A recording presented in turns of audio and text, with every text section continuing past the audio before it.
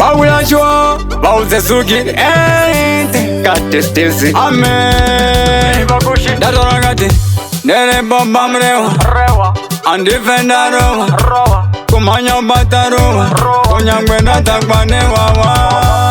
Nganirwa nemafansi, uchitoro wasi mastansi, Mbida haite sema gansi, kumaliza wanu kungeti konsi.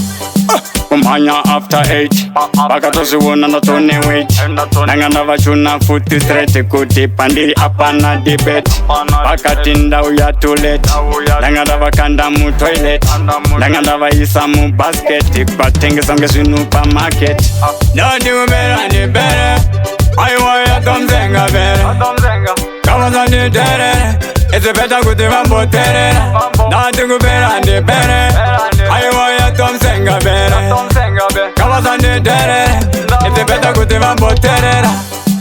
Paya kabozi disposi, kumanza manu ndari kama sports. Nangana manyoronge manosi, kuba Zimbabwe da kubosi. Mwe watodona negosi, wauna kutinda wezera mawasi. Pango mandini ndatone magasi, kucheka vanu kunge ma chicken kasi. Asona futi Mbida andibatike, ende pachu kwa difuti andikundike. Chimanya unovunza kana pitike, vanu kuza kuti Mbida awanike.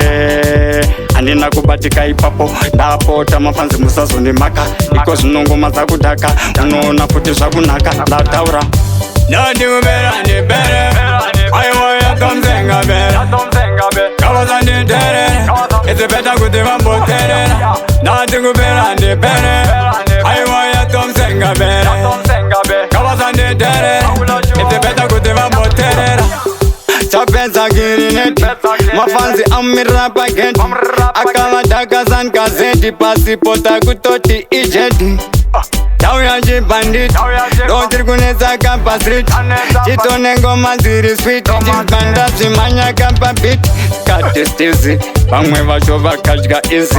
Chimanya unovunza, uya wa munoti kana wizi. Arakuza kuti kuvunza uya jizi, arakuza kuti ndova pinza busy. Ndakangu iza zvangu Mbida apana kana pancha fila dizzy. Ma discipline, ma pain easy. Unongona zvandoita it easy. Ndini Mbida wacho ndripa easy. Ngomanisa vanu kuta unge mizi. Unongona zvandoita futi inini. Nditori chimshin.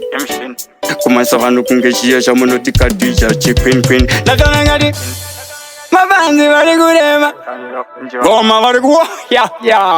Amen. Ivunza uya futi bati chafa anokudza kuti tembo safa asi vamwe vacho vakuti kura chiti lafa asi iko zvinota kwakudza kuti atife futi tafa atife waya yasini